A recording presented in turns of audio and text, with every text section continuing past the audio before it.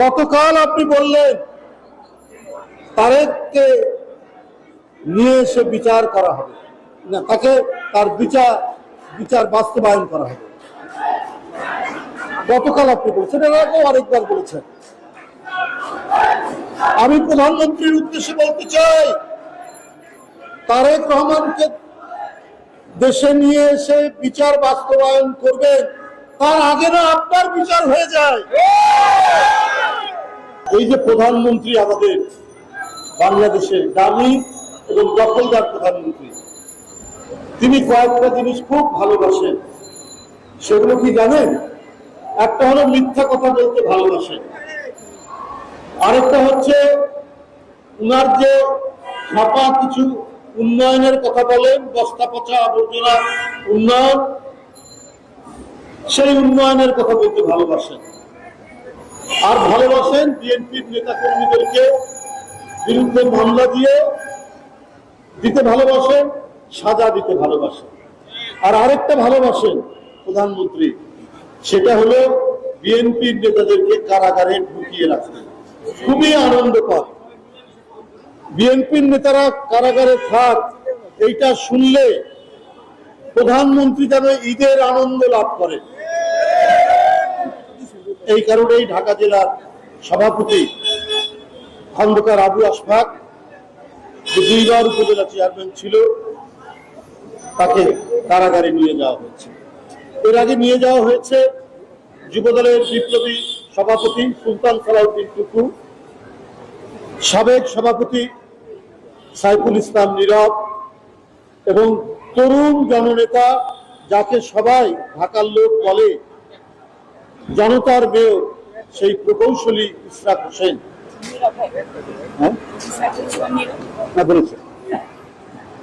তো এরা আজকে শেখ হাসিনার ভালোবাসার ফসল। শেখ হাসিনা যে বিএনপির নেতাদেরকে যে কারাগারে রাখতে ভালোবাসে, তারই প্রতিফলন হচ্ছে আজকে বিএনপির এতগুলো নেতা কারাগারে। বন্ধুরা আমার, এই বাবা থামো না, বন্ধুরা আমার, আরেকটা মহা আনন্দ লাভ করে, সেটা হচ্ছে জিয়া পরিবার এবং জাতীয়তাবাদী শক্তির প্রতীক যারা দেশনেত্রী বেগম খালেদা জিয়া, দেশনায়ক তারেক রহমান। দেশনেত্রী বেগম খালেদা জিয়াকে তিনি অনেকদিন ধরে বন্দী করে রেখেছেন, তার চিকিৎসাও নিতে দিচ্ছেন না।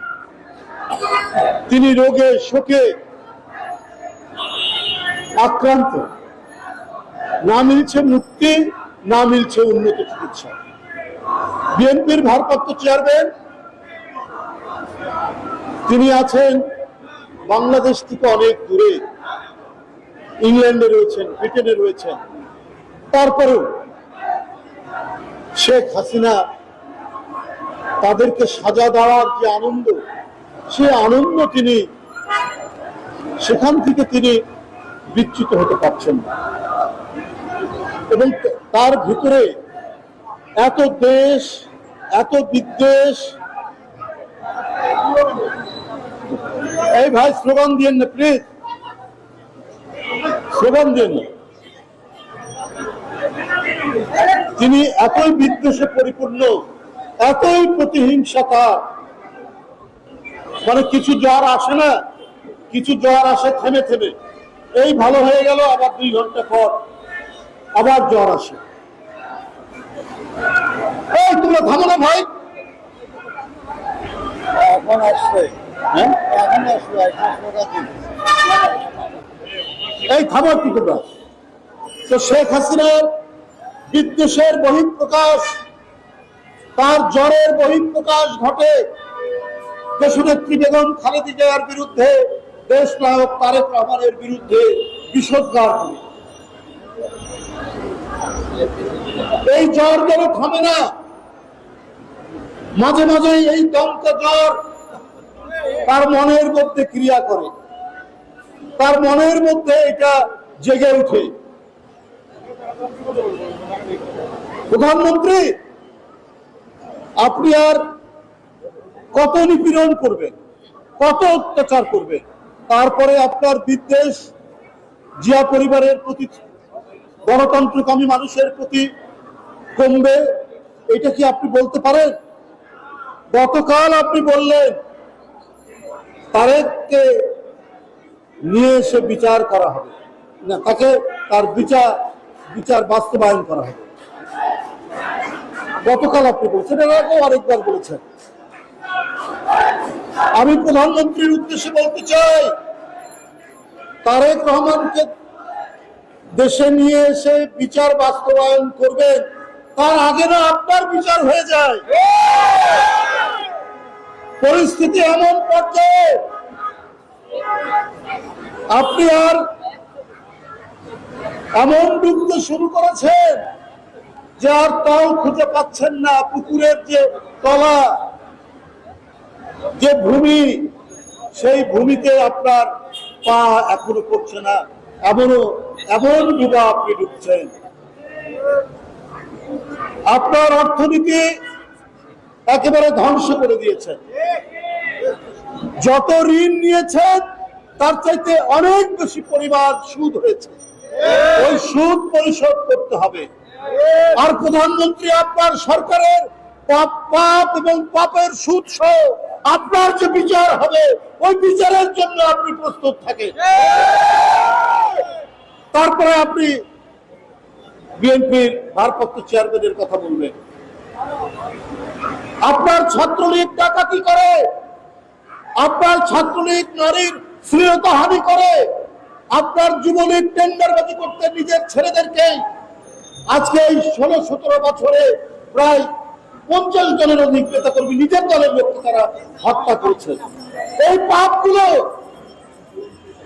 এই বিচারগুলো কি জনগণ করবে না? এদেশের আইনে কি এই বিচার হবে না? আপনার যে লোকরা টাকা পাচার করতে করতে আজকে এখন নিজেরাই নিজেদের মধ্যে হানাহানি খুনোখুনি করছে, কারণ ওই লোকরাই তো টাকা পাচার করেছে, যাদেরকে আপনি এমপি বানিয়েছেন। তাদেরই প্রতিপক্ষ কলকাতায় কয়েক টুকরা করে কোন খালে বিলে ফেলেছে এখন খুঁজে পাচ্ছেন না। তারা এমপি হয় কি করে? এর দায়িত্ব আপনার, প্রধানমন্ত্রী। আপনি জনপদের পর জনপদ, আপনি মাফিয়া, আপনি ডাকাত, আপনি খুনিদেরকে এমপি বানিয়েছেন। এর দায় কি আপনার উপর নেই? এই ভয়ঙ্কর পাপগুলোর কি এমনি চলে যাবে, পার পেয়ে যাবে? ফেরাউনও মনে করেছিল সে পার পেয়ে যাবে, তো ফেরাউন তো পার পায়নি। নমরুদ তো মনে করেছে সে নিজেই ঈশ্বর, কিন্তু সেই নমরুদি আপনার মশা ঢুকে সেই মশাটাই তার নাক থেকে বের করতে পারলো না। ভয়ঙ্কর প্রতিবাদ। হিটলারও মনে করেছে গোটা জার্মান আর্য জাতি গোটা পৃথিবীতে শাসন করবে। সেই হিটলারের আর অস্তিত্ব পাওয়া যায়নি। আপনার যাদেরকে প্রভু মনে করেন, আপনি যাদেরকে আপনার ওস্তাদ মনে করেন, সেই মোদী সাহেব ইন্ডিয়াতে বলছেন তিনি নাকি ঈশ্বরের দূত। আপনার প্রভুরা যদি ঈশ্বরের দূত মনে করে, আপনি কি এইরকম কিছু মনে করছেন যে আপনার চারিদিকে ভরা পাপের কোনো বিচার হবে না? আপনি কার দূত মনে করছেন প্রধানমন্ত্রী? প্রত্যেকটি অপকর্ম, প্রত্যেকটি অনাচারের বিচার পৃথিবীতেই হবে, পৃথিবীতেই এর দৃষ্টান্ত রয়েছে।